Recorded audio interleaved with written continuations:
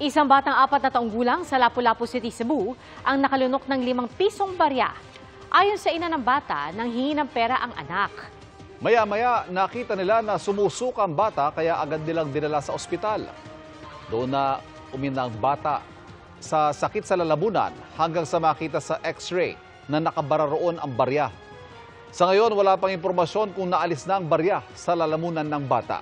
Paalala ng mga doktor sa mga magulang, iwasang bigyan ng mga bata ng mga maliliit na bagay na maaari nilang malunok.